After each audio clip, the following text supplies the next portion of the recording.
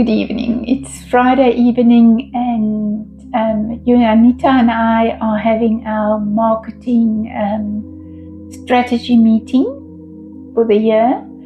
And one thing is very exciting, and that is AI, because we are acutely aware of the important role that AI will play in the future of medicine.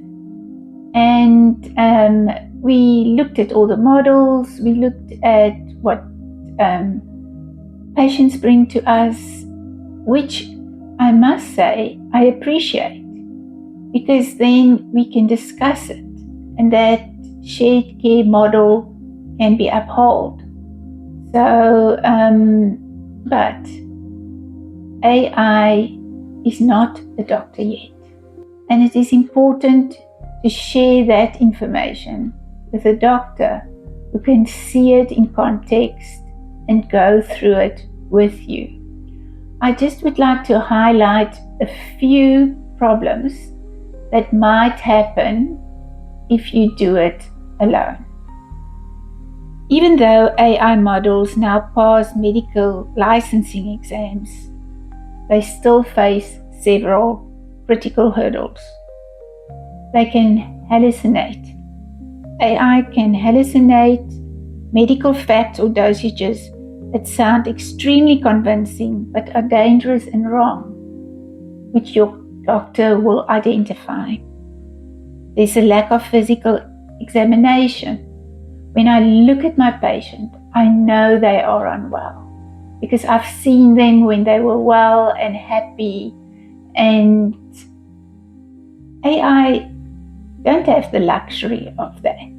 I am privileged to have that. Then there is biased data, and the AI was not trained on data that doesn't represent everyone. We are all different.